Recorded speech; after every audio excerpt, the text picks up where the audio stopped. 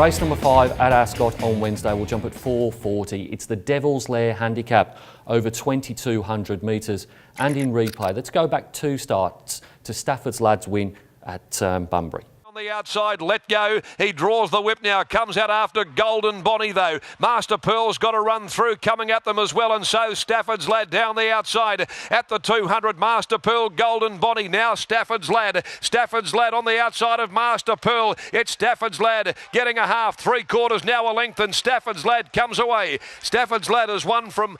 Plenty of chances in the first leg of the major quaddie, but I'm going to go with number 5 here, Stafford's Lad, off that run 2 starts ago when William Pike was in the saddle. He jumps back aboard on Wednesday, and in that race he beat Rayani by quite some way, and Rayani is clearly one of the main form references for Wednesday's event. Last time out he was beaten 2 lengths by Stairway to the Moon from the Durant Yard. William Pike was aboard that day.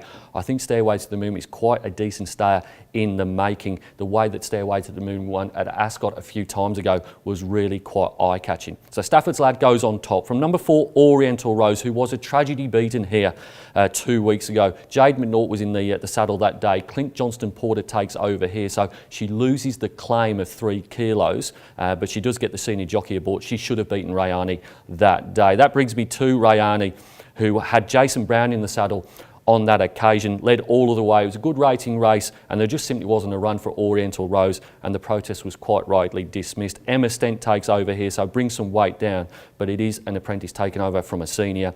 And then number 6, Modern News. Sean O'Donnell keeps the ride here, was second behind Bonsignor at Ascot on the 30th of January in the same card, different race. Won 3 starts ago, but was well beaten by Stafford's Lad in the replay race.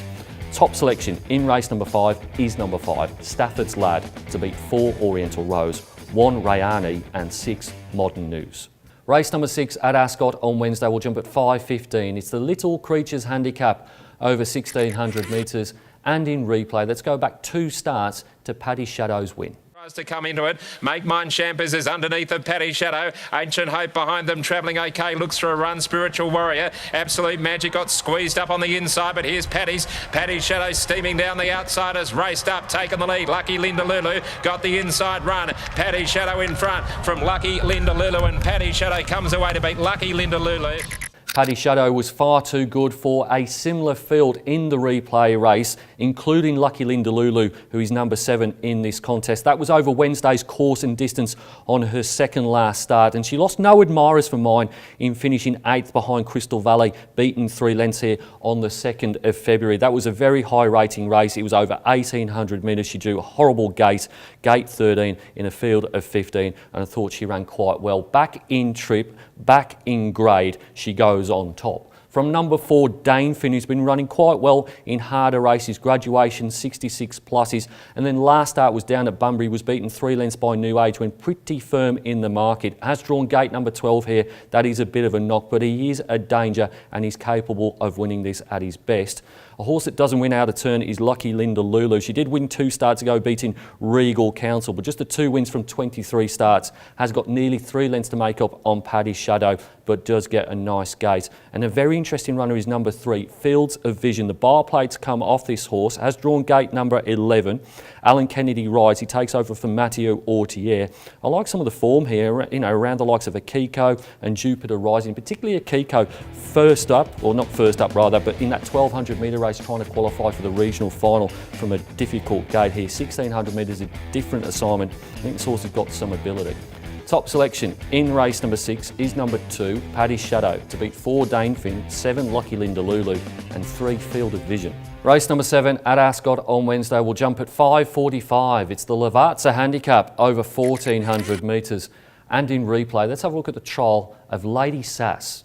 Inside is Heron Sand, Grey Enigma with the nose in front. On the inside is Warza Chat, and joining in is Shania Style. Platoon is coming down the outside with a good run, and back in behind them over on the inside is Lady Sass. Inside the 150 though, and here comes Lady Sass. It's bursting through to race after Warza Chance. Platoon is wide out. Lady Sass and Warza Chant just beat Lady Sass. Race 7 is one of these quaddy legs where you could either go one out and be brave or go very wide indeed. I think Lady Sass is the horse with the most potential in this field. She resumes off what was a pretty good trial. They did say that they were going to have the bar plates on this horse, but a late change means that those bar plates come off. That is certainly a positive, and I just think she might be better than them here, but you might have to take a few in the quaddie rather than go one out. 13 on top. From number 11, Diamond Decoy here for Summer Dixon and Jared Noski. Like the run last start, no, it finished 6th, but that was in a much stronger race, high rating race as well, over the 1200 metres. Steps up in trip here to the 1400 off that trial at Belmont before, when it was behind Satoria, only beaten half a length. I think Diamond Decoy could run a real bottler here.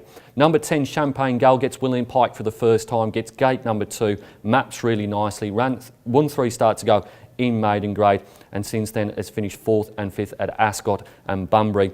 And then Stephen Rosehorse, Picasso Bay, won 2 starts ago, beat Pearls of Heaven. I think that's pretty decent form. And then last start was in a Class 1, similar to this, when beaten 3.5 lengths by Regal Council. This horse has had her issues. She's a 4-year-old mare. She's only had the 7 starts. She has got some ability. She goes in the minors. Top selection in race number 7 is number 13, Lady Sass, to beat 11, Diamond Decoy, 10, Champagne Gal, and 6, Picasso Bay. Race number 8 at Ascot on Wednesday will jump at 6:15. It's the Autumn Ascot Racing Carnival Book Now handicap over 1200 metres and in replay. Let's go back to the WA Guineas and have a look at the run of the Fugazzi. Galliparula Saba, a length and a half. Arcadia Queen about to get around the hills with Lady Cosmology running on well as Pike goes to work. Arcadia Queen at the 150 mark. She's a length and a half in front of Lady Cosmology. Boy, she's got them done, and she's going to break the hoodoo. Comes away, she wins the Champion Fillies and the Guineas double in brilliant fashion. You never tire of watching Arcadia Queen, but have a look at the run of the Fugazzi there. Was beaten 8.5 lengths, but did have a horrible gate number 14. And prior to that, had been running in a Class 3 behind Moet de Vega and winning a maiden beating Fair Ado. I think the horse has got plenty of upside. And here in a Class 3 on a Wednesday at Ascot, I think the Fugazzi from gate number 4 will take a stack of beating. Goes on top from number 18, Checkers. Second emergency here, but was really good in a graduation race when beaten only ahead by Princess Zelda. High rating race as well. Prior to that, a trial just behind Sammersdat. Gets another horrible gate here and has got to get into the field, but looks like the main danger. Number 10, Aquavit, is 1 win and 10 minor placings from 11 starts. Doesn't like the camera. She's got some ability, but you could only back her for the minors, and the same goes for number 6, Klondike Kelly. Top selection in race number 8 is number 9, the Fugazzi, to beat 18 Checkers, 10 Aquavit and 6 Klondike Kenny. It's now time to nominate my best bets on the Ascot card. Going in the quaddie legs, race number 6, number 2, Paddy Shadow, back over the course and distance over which she won 2 starts ago. And in race number 8, number 9, the Gangemis, the Fugazzi, who's back after running in the Guineas. It's easy to stay up to date with everything that's happening at Perth Racing. You can log onto our website or you can follow us on one of our social media channels. Until next time, bye for now.